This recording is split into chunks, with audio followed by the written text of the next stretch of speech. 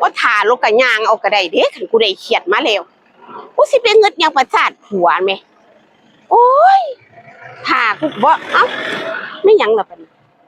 รถผู้ใดไปเฮ้ยยางเอากระไดเด้สิไปยากยางไปกระไดเด้ผู้ใดอ่อนซ่อนเด้อ้าไม่ยังล่ะไม่ยังเอาข่อยสิข่อยไม่ยังจนมายังนี่ไอ้ผมถามเนี่ยถามติว่าให้ว่าสิเป็นยังว่าสิมาญาติกระเป๋าข่อยเนาะบ่ได้ญาติโอ้ยไอ้ผมถามทางเนี่ยผมสิไปถนนใหญ่มันไปเติมน้ำมันนี่แม่สิไปฮอดไสทางไหนไปไสโอ้ยข่อยก็บ่ทันได้รู้คือกัน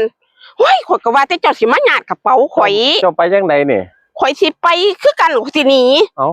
เจ้าสิหนีไปไสอีกเอาก็หนีไปพุ่นเลยตัวมันเจ้าสิย่างเอาเนี่ยแม่นชีวิตข่อยมันอยู่ยากข่อยก็ไปเนี่ยชีวิตข่อยมันเล่ร่อนหลายข่อยก็เลยอยากหนีไปทั่วทีบล่ะเจ้าสิไปจังไดนี่ข่อยสิย่างเอาเจ้าสิย่างจังไดสิฮอดโอ้ยบ่ฮอดจังไดเขาก็ย่างแต่กี้ข่อยก็ย่างเด้ล่ะข่อยย่างจนชินแล้ว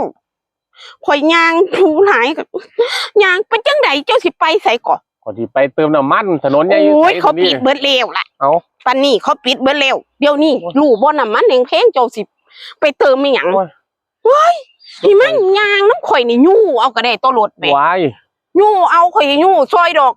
ป๊าดมันสิฮอดง่ายดื้อข่อยก็พอได้มีหมู่เว้านะข่อยว่าสิไปคือกันข่อยไปได้ทุกหม่องล่ะข่อยบ่อยู่ข่อยเลิกกับผัวข่อยมันด่าข่อยมันด่าฮอดพ่อฮอดแม่ข่อยแม่ข่อยก็อยู่บ่ได้แล้วข่อยว่าสิไป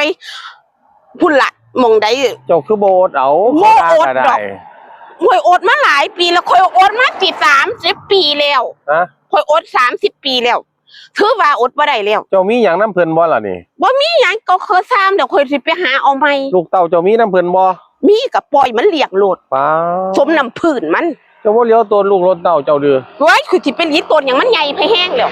ลูกข่อยมีแต่ผู้ใหญ่ๆข่อยบ่งึดเด้อข่อยไปหาเอาใหม่เดี๋ยวคันลูกน้อยข่อยก็สิคิดนำอยู่อันนี้ลูกข่อยใหญ่เนี่ยมาข่อยสิยู่ซอยโอ้ข่อยสิโคได้บายเอากระเป๋าใส่รถเจ้าให้ข่อยยู่ซอยก็ได้เด้ข่อยบ่ได้ย่านเด้บ่จัดยู่รถซื่อๆแม่ยู่ไว้พุ่นแล้วเอ้ารถเขาคือแล่นอยู่ไปถ้าแม่ซั่นเจ้าไป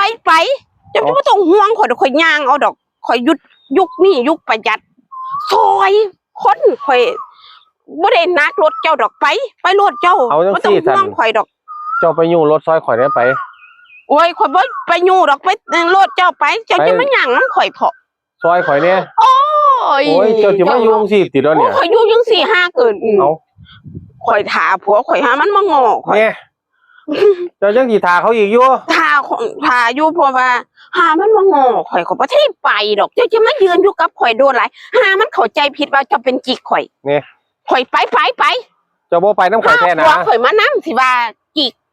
มันสิมาเอาข่อยกิ๊กจังได๋ข่อยมาถามทางเจ้าแม่เอามันเข้าใจผิดเนาะผัวข่อยเข้าใจผิดเนาะอุ้ยไปก่อนดอก